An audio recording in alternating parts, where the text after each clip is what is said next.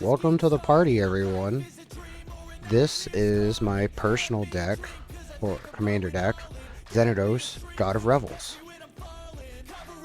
He is a 5-mana legendary enchantment creature, god. He has indestructible. As long as my devotion to red and green is less than 7, he is not a creature. And at the beginning of combat on my turn, another creature I control gets haste, it gains haste, and gets +X until the turn of X is that creature's power. So my game plan with this guy is to ramp out either a bunch of land or some mana dorks, and then play big fat creatures and turn them sideways as fast as possible and for as much as possible. Some things that stand out in this deck I feel like, are Ghalta, Stampede Tyrant, because it puts all of my big fat things into play real fast, and there's a couple other ways to give things haste in this deck, so it helps out quite a bit. Then one of my personal favorite cards, just putting this out there beforehand, is Ravenous Tyrannosaurus. Everybody at the table seems to be afraid of this card when I play it.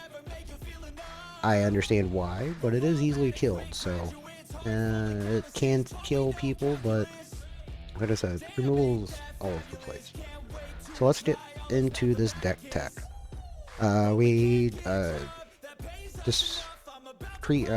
Disparity on the card types. We have 40 creatures, we have 12 instants and sorceries, we have 4 artifacts, 5 enchantments, and 38 lands. Starting off with the creatures, we have an Arbor Elf, base green, so running a lot of force, so it helps out quite a bit. Birds of Paradise, just a good generic mana fixer, mana ramper. Elvish Mystic, Findhorn Elves, and Lenore Elves are all basically the same card with different names. They're just good mana dorks. Veteran Explorer is a card that I've come to love in Commander. Yes, it gives everybody lands, but if you're playing this, you're typically trying to get more out of it than your opponents. And some people play into it, and another person in my playgroup plays their own Veteran Explorer, so I love running Explorers into Explorers. That speeds the game up quite a bit. This is one of my favorites, and Collector Oof. It shuts down all artifact decks, so it shuts off signets, talismans, treasures, all sorts of things. Helps slow the game down to where you can try and ramp out faster than everybody else by hindering their artifact mana. And it's also searchable, and we can get to that here in a little bit. What happened to the music? Oh, I just turned it down to my headset. Okay. So let's see. Oh, Scavenging Ooze.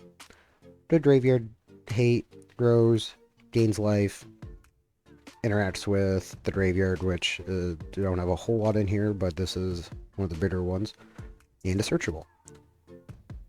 Talon Jackal, 3 mana 2/2, 1 red and a green, triple haste, human Tyranid Scout. Whenever it connects with somebody, you get a rampant growth. So a lot of basics. Just if we can get this on turn 2 to damage out on somebody, that's an extra land already. And if you can, this thing can snowball really, really hard. Eternal Witness, just generic. Get anything back out of our graveyard that we needed.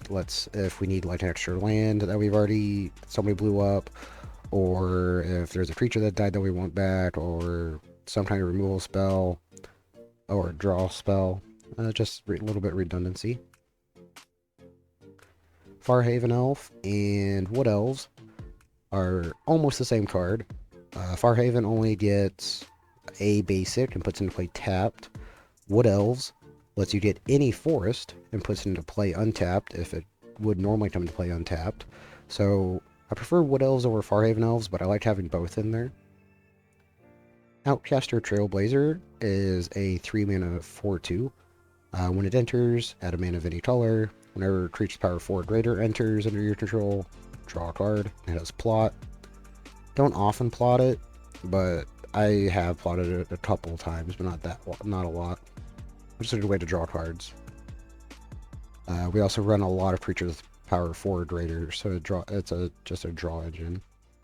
Albertub. 3 mana, 3/3, bird bear. And he has Mom is Coming. Whenever this attacks, a player who controls 8 or more lands, look at the top 8 cards of your library. You may put a creature card from among them onto the battlefield tapped and attacking. That player put the rest on a random order. This just puts random big-ass creatures onto the battlefield, and people just don't know what to deal with it. It gets a lot of damage out of nowhere. Sometimes it helps turn on Xenogos.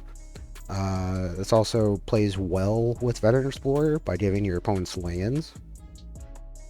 But I have loved this card ever since I've added it to my deck. Next up, we have Prosperous Bandit.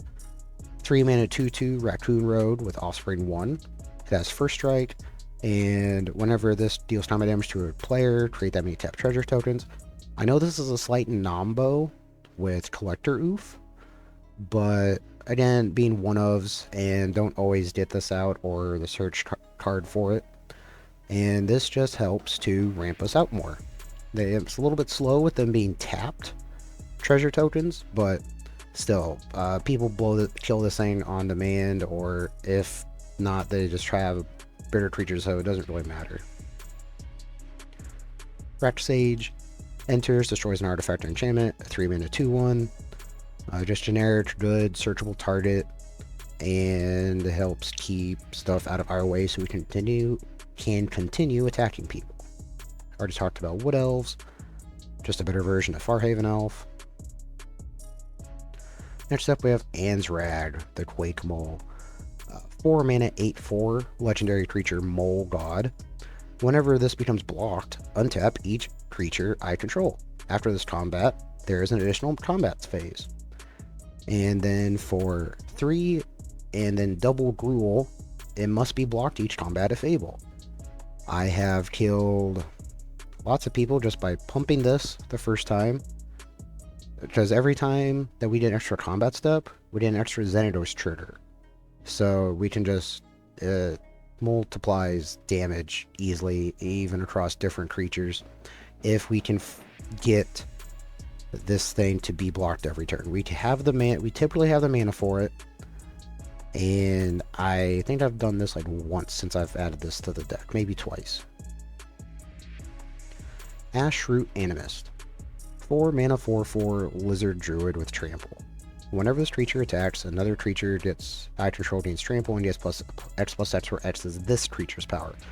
It's a mini Xenogos whenever you attack with it. And sometimes you pump Xenogos into this, and then you pump this into something else, so that's a lot of extra damage.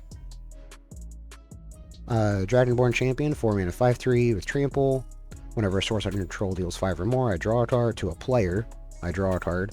Just another way to help keep the hand filled. Hugs, Grizzly Guardian. X and double Gruel for a 5/5. Badger Warrior. He has Trample. Whenever he enters, he adds out the top cards. Until the end of your next turn, you may play them. You may play an extra land each turn. I honestly haven't been able to... It's basically a kicker on there to look at the top X. Or impulse draw the top X.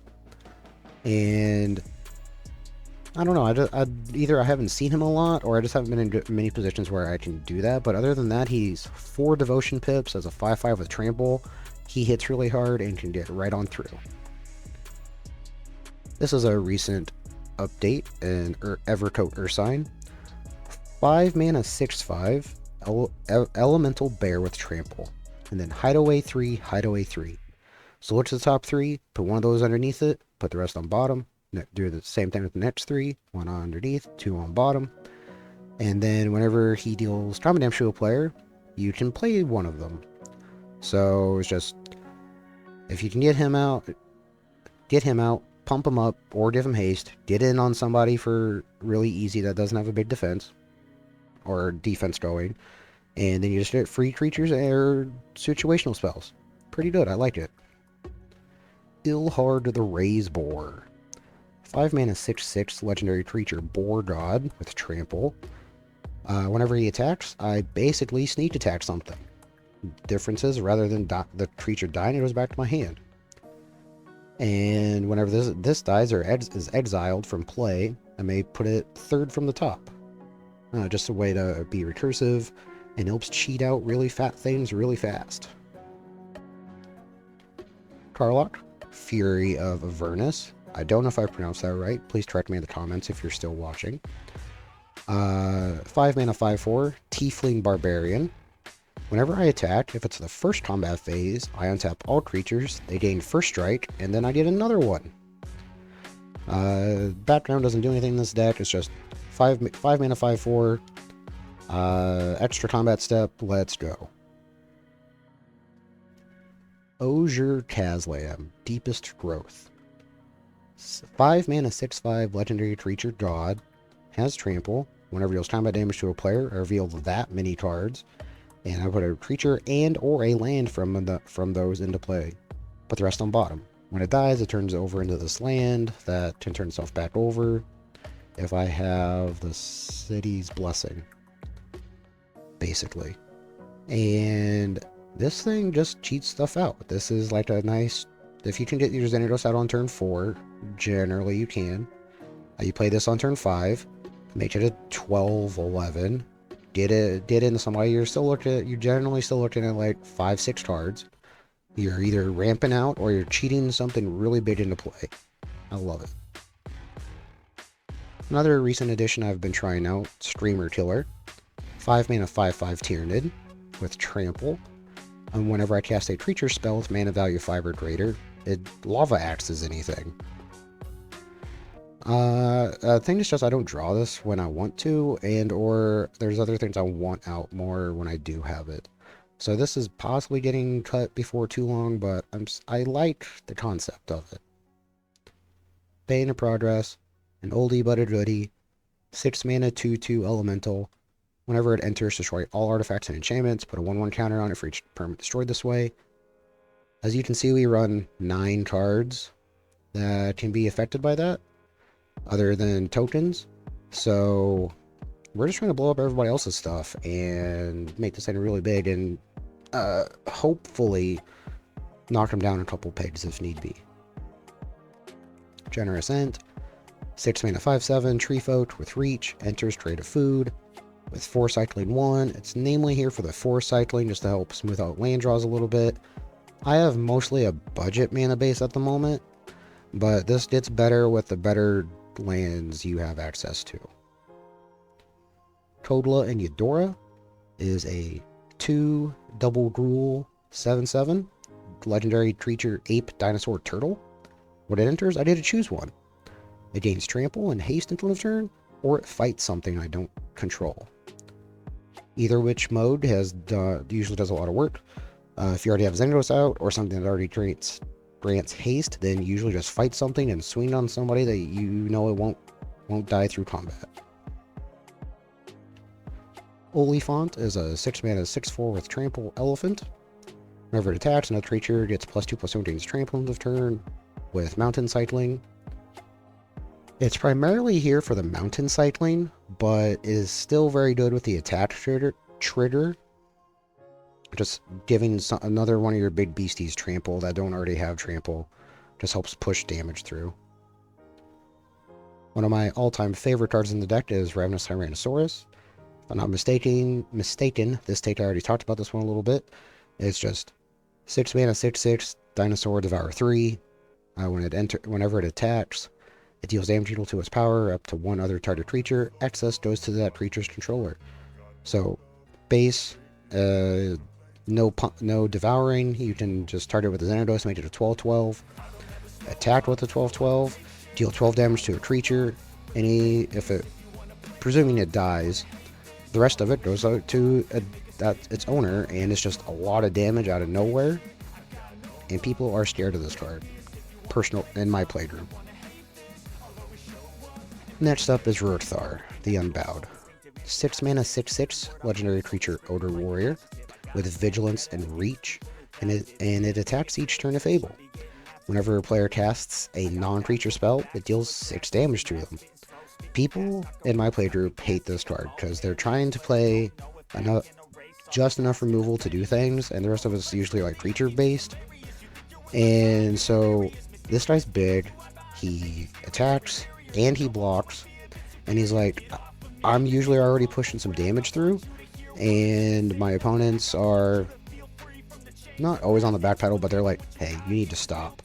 And then I drop this guy out, and he's like, do something, or I'm just going to keep doing what I'm doing, because most of my deck is creatures anyways. Next up is Scourge of the Throne. 6 mana 5/5 dragon with flying and dethrone, which if they attack the player with the least, or tied for the least, or no, most life, my bad, most life, I put a 1/1 counter on this. Whenever it attacks for the first time each turn, if it's attacking player basically dethroning somebody, I get an extra combat step. Just an extra combat step trigger. It's very nice. Trumpeting Carnosaur.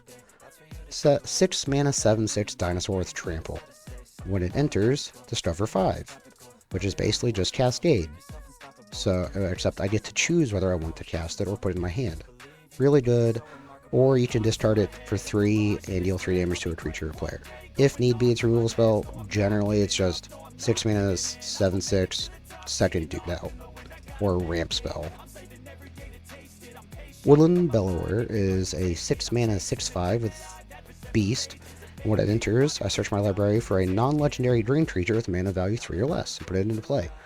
That's part of the reason why I run Stews, I run Collector Oof, Owlbear Club's a target, both Farhaven and Wood Elves are targets, Sage is a target, Owlbear Club's usually pretty good, or Ewit, or some Mana Dorks, just another way to get a body out, helps with devotion, and can usually find a silver bullet style piece.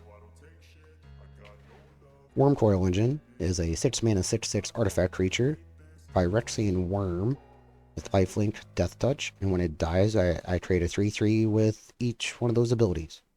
So a 3/3 lifelink and a 3/3 death touch. Basically splits it in half. Is not affected by Oof. It's the only creature going through the list that I can see that is affected by Bane. It's a good source of life gain. Deters people from attacking you. And normally it's just a good source of lifelink. And it's generic. It doesn't matter whether we're having somehow getting color screwed. And I've also got a Japanese pre-release one of these. I've had this one for years and I've loved it. Atali Primal Conqueror / Atali Primal Sickness is a 7 mana 7/7 Elder Dinosaur with Trample. When it enters, each player exiles the top card of their library until they hit a non-land card. I get to play any number of them without paying their mana cost. This can easily change games into your favor. Sometimes it does nothing, but even with it always hitting a non-land card, there's usually something that's going to come up through it that's going to help you out. Gruul Rage Beast is a 7 mana 6/6. When it enters, or another creature I control enters, they fight something I don't control. I am playing big dudes. They're going to come in and like maul somebody on their way in, and then maybe I give them haste if they don't already have haste, and then they just, nope, I'm going to keep on trucking along, dealing damage. I love this card. Sometimes it is not good if you're trying to play like a cheaper creature or a smaller creature, or they just have something ginormous out and it's the only target for you. Usually it's not the case, but if there's only a big creature and you're trying to play something small to help out, like ramp out or just for blockers, it's not going to work out too well. There is potential for downside, usually not with this card. Galta, Stampede Tyrant, is an 8 mana 12/12 Elder Dinosaur with Trample, and when he enters, or she enters, sorry, you put any number of creature cards from your hand onto the battlefield. You have seen all of these so far that I've talked about. They impact the board generally, or are very scary on the board, and so it's just like, if I can either sneak this out, or just ramp out into this super fast, or God forbid, Oath of Druids it out, It is just, here's my hand. Do you have a wrath? If not, I start killing people. Next up is a Terastodon, an 8 mana 9/9. When it enters, I may destroy up to 3 target non-creature permanents. For each of those permanents, its controller destroyed this way. Its controller creates a 3/3 green elephant. The other night, I know this is anecdotal, but I've always liked Terastodon on these lists. Like, I'm playing big creatures. It is a big creature. I don't usually care about giving them a small little army. The other night, I played somebody that was light on lands, 1v1, and they had a Soul Ring and a Chromatic Lantern out. Dropped Terastodon, pumped it up with Xenogos, or blew up their 3 lands, went to combat, Terastodon, did not attack with it, because it was an 18/18 and they had a bunch of blockers, and then played a Blasphemous Act to wipe the board except for my giant elephant, and followed up with I don't remember if it was the right after that or the next turn. I followed up with an Oof Collector, and they were basically locked out of the game for the rest of the game. So, I know it's anecdotal, but can be a powerful card in the right situations. Otherwise, sometimes you just want to blow up your 3 of your own lands and make 3 more 3/3s. I've had situations like that too. Gulta, Primal Hunger, is a 12 mana 12/12 with Trample, and she costs less equal to the total power creatures you control. You can easily just pay green for a 12/12 with Trample. Sounds good to me. Nature's Claim is an instant for green that destroys target artifact or enchantment. Its controller gains 4 life. You don't care about them gaining 4 life. Is that the right one? Yeah. Don't care about them gaining 4 life. It's 1 mana, destroy something. That's usually probably stopping us from killing somebody. Following up, we have Declaimer. This gets around indestructible targets because it shuffles them in, and the situations I'd rather it's 2 mana, it gets rid of indestructible. I probably want to put in the newer one also, but I haven't gotten around to making changes to this in a minute. Farseek, 2 mana, it's a plains, island, swamp, or mountain. We have a couple dual typed lands that lets us get a mountain forest, so it just helps us ramp. Same thing with rampant growth, we run like 20 basics, so just getting a forest generally, or a mountain if need be, just ramps us out. 3 visits is a forest version of Farseek, basically. Just only grabs a forest. It can get dual lands, but come into play untapped if they normally would. Beast Within, just a catch-all removal spell. Usually don't care if they get a 3/3. Cultivate, Ankodama's Reach. Same card, except one's arcane. Search 2 basic lands, put one into play tapped. 1 into your hand, reveal them, shuffle. Generally good. Migration's Path. 4 mana, search for 2 basics, put into play tapped. Dash cycling. Usually don't ever cycle it. This is something that should probably get swapped out with a newer version, but I'm satisfied with this one. Sky Shroud Claim. 4 mana, search for 2 forests, put them into play. This is just noticeably better than the other ones, because this one can get dual lands, and they come into play untapped. Just a really good card. This is Renewal. It's a 6 mana, search for 3 basics, put them into play tapped, and gain 7 life. Generally good. Just puts you that little bit farther ahead, and sometimes that 7 life can help you out in a pinch. 1 board wipe and Blasphemous Act. We can usually fulfill the most of the 8 mana reduction by ourselves, but sometimes you just gotta blow up the board and start all over. And generally your things are bigger, so maybe 1 will survive with the Xenogos trigger, and the rest, we just build up stronger than everybody else. 1 Soul Ring, just because it is that good to run it, even with the Collector Oof, but with that being one of my 2 mana rocks, I don't feel too bad running it. One curse totem to shut off activated abilities of creatures. 90 if not all of ours are triggered abilities, so it doesn't do a lot of insta, and it can shut off entire decks on its own. Just a signet. I don't know why I don't, other than just artifact count, I don't know why I'm not running arcane signet, but that's a potential change. Then Doors of Durin. 5 mana legendary artifact. Or 3 a red and a green. Whenever I attack, I strike 2. Then I may reveal the top card of my library. If it's a creature card, I put it into play tapped and attacking. Till end of turn, it gains trample if I have a dwarf, and hexproof if I have an elf. I have a handful of elves. Not a lot of elves, but a handful. No dwarves that I'm aware of. So whatever you put in generally has hexproof. But you're just putting, like, big beasties into play doing stuff. Oath of Druids. You're gonna have each player's upkeep. If that player chooses target player who controls more creatures than them, and is their opponent, and then you may effectively mill cards until you hit a creature. Put it into play. The rest go to your graveyard. I like going turn 1 Forbidden Orchard, turn 2 Oath of Druids. Give somebody a 1/1, let the fun begin.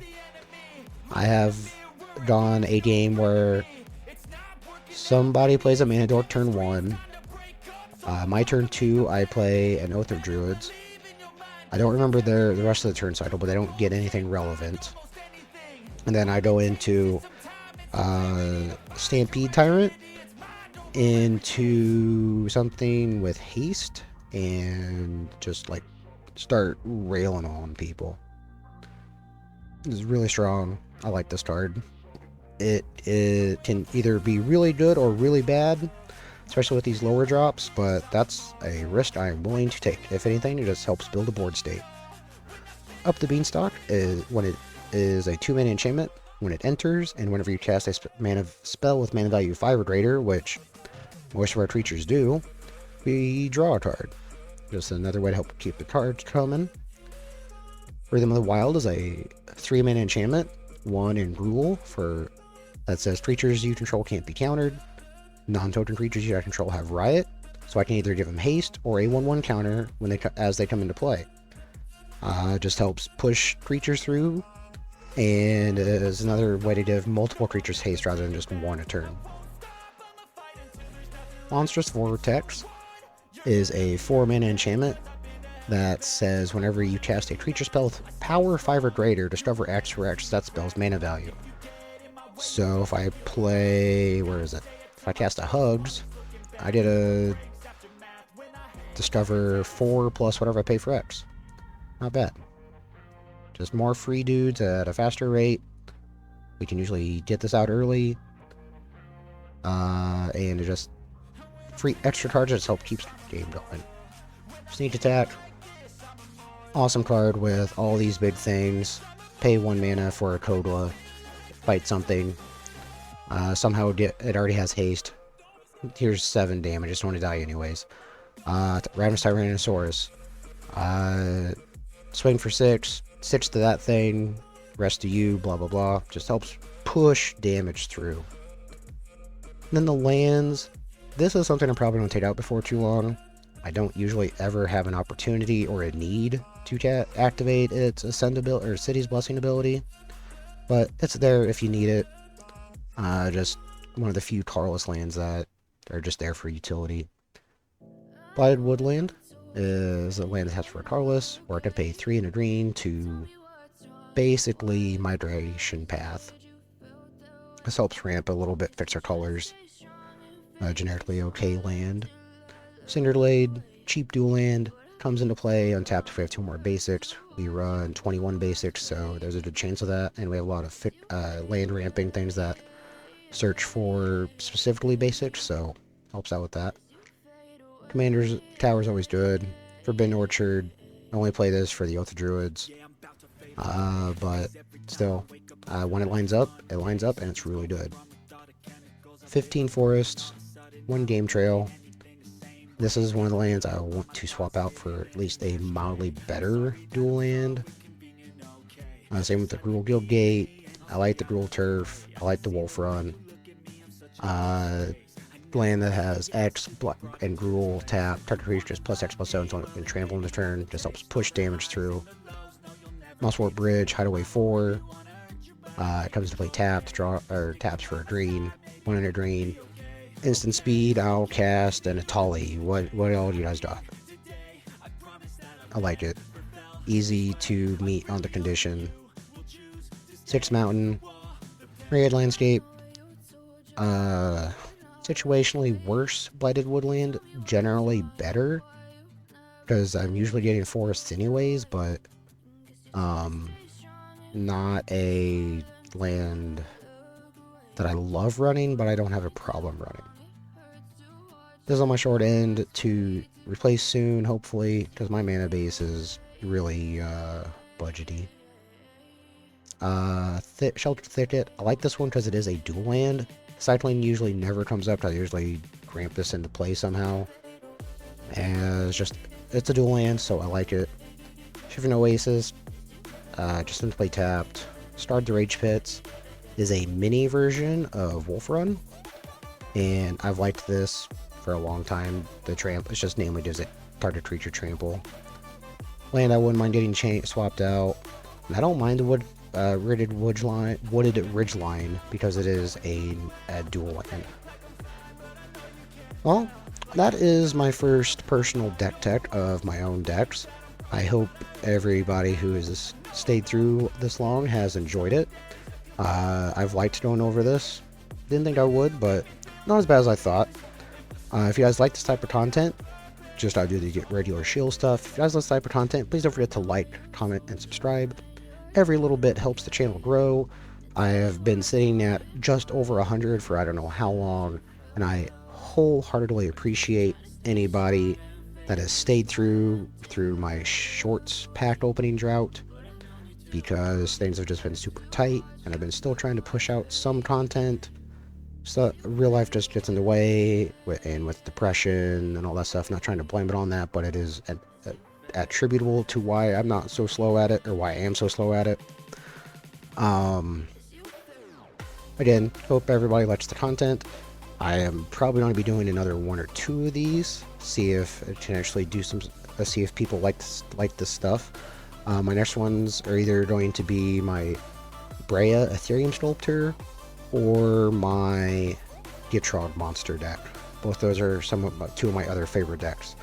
The Brea is down a little bit because she used to be a full-hearted combo deck. Now she's just the big robots deck.